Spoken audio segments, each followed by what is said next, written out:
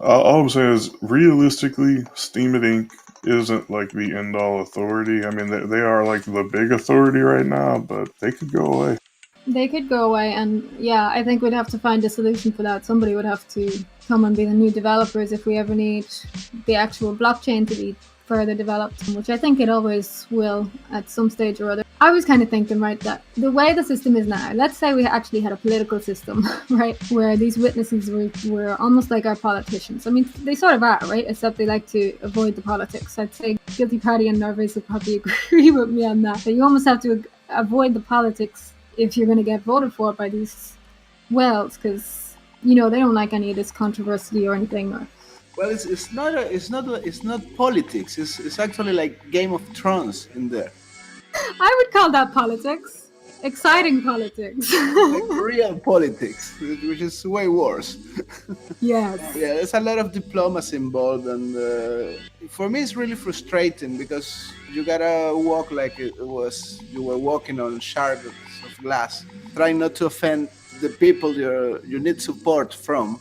In most of the cases, you disagree totally with what they are doing. So I'm quite disappointed of this witness business, actually.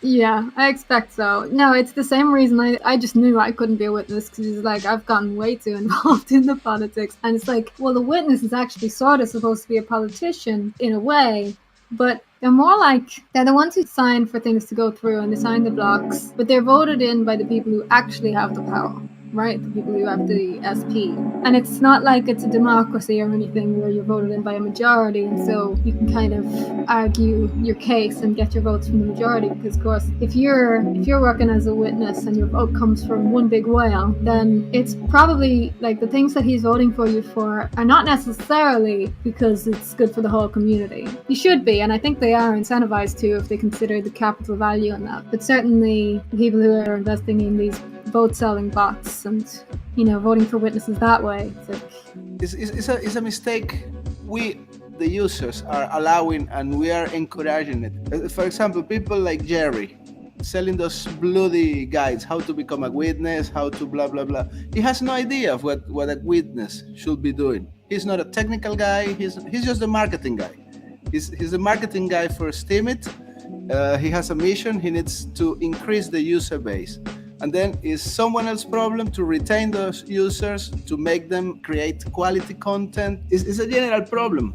When you look at the witness process, it's like liquid democracy. It's the purest form of democracy that can exist. You can support my intentions, and you can remove your support at any moment. And I will lose influence. My projects will probably die of abandonment. So that part, I think, is brilliant. It's perfect, because you elect a politician, he will do whatever he wants. He's not accountable for anything till the end of his period. Then he starts campaigning again, he sells a lot of bullshit again, and he wins again. Being a witness, you cannot do that in theory. The problem is how the stakes are weighted to select the consensus witnesses. Well, that's a problem that we ourselves created by not doing anything before it was too late. That's the impression I have. And if witnesses understood that it's much more than putting a server. Some witnesses go a little further, and they provide web services and trials and blah blah blah. The added value they provide to their communities. But how many witnesses do you know that are actually trying to build communities? I know a few. They're not the most powerful. They're not in the top 50 even. Raven wants to know, is it really too late? You mentioned that it's, we didn't fix it before it's too late. Everybody who's still here obviously still has hope, right? That's why you're still here. Well, I have a shitload of money. Oh shit, yeah. That's what gives you hope. You have to hope. You're paid to hope. So I made a mistake of blindly putting money in here instead of doing the sensible thing that I was earning it here. Because I believe some tale I was told, which is, in theory, the big money, they are shareholders and they're interested in this thing actually working. Because otherwise their millions become millions of something that's worth nothing. I was told that when you have a project that the community embraces, the money will follow, will support your project.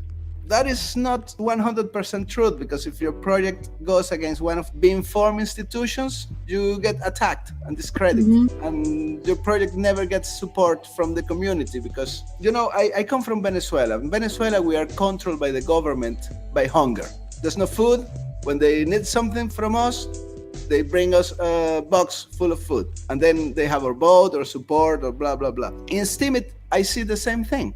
The ones with the money are the ones given the votes. We see that in Spanish community because there's no counterbalance. In the English community, you don't see it that much because there's a lot of people with lots of money. In Spanish, we only have one.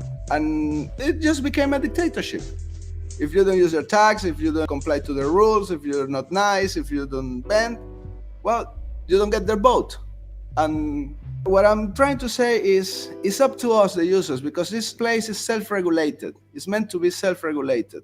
Now, we can think that with our little SP and blah, blah, blah, it will not matter whatever we do. But what will happen if we all stop buying something from a store?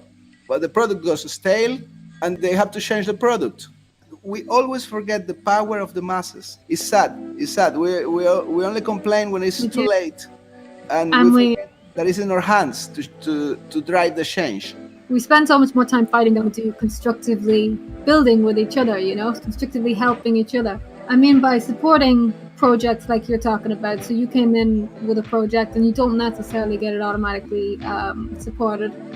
There is a lot of politics where somebody will crush an idea that's coming from a minnow because there was a dolphin who came up with that before him. We're supposed to be a community that actually supports each other, not pushes each other down. Yeah, I absolutely agree with the power of the masses. I feel like one of the reasons we don't work as a whole together as a mass is because we're constantly pushing each other down instead of pulling each other up. There's certain groups who will pull each other up, but they're closed and small groups, right? So they've all said, okay, we're the ones that are going to help each other. We're not going to help the ones outside. And that's the way it is right now. We now have the voting bots that are literally just the minnows that use them are using them simply to promote their posts and not realizing that they don't make any money from them. They get followers maybe and they get a little bit of exposure, but the power isn't being distributed like it was before. It's actually just going back to the whales who were supposed to be distributing it out to us, Okay, but part of the problem with that is those voting bots. I don't know if you've seen, but I've made a lot of posts about why they're completely contradictory and why they actually don't benefit you. But what he was saying is kind of it's not a very good perspective on the steemit ecosystem as a whole, because if you've been here from the start, you'd understand that these wells that you're talking about, we didn't put them in place. They got mining access from the alpha before steemit beta was even released. There was no chance to do anything different. They got all of their power to hold themselves in those top witness spots before anybody else got a say. It wasn't some community fuck up. It was and orchestrated. These people came from BitShares. They got early access into Steem. They essentially set themselves up to rake in money. I don't think they were from BitShares. I read a post today, actually written by Joseph over a year ago, and it shows that they were directly talking to miners rather than the BitShares community that Dan Larimer was already familiar with.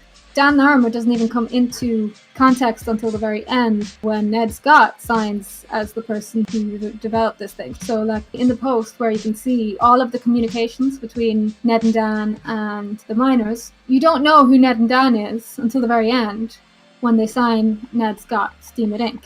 And at that point they also had a link to one of Dan's blogs. So people didn't realize it was Dan Larimer until they saw that post at the very end. The miners didn't seem to come from the BitShares community. They came from Bitcoin Talk. I mean, I could name drop a lot of those top accounts that are directly from BitShares that did get early access, but I mean, it's kind of irrelevant because no matter who it is, that's how they got that power. Whether they came from BitShares, whether they came from a forum, they got that power illegitimately. But as far as can it be changed, I mean, we're already proving it can be changed. If it wasn't possible, we wouldn't have gotten 3 witnesses into the top 20. Because you got to think, every time we get somebody else up there, somebody else is going out of there.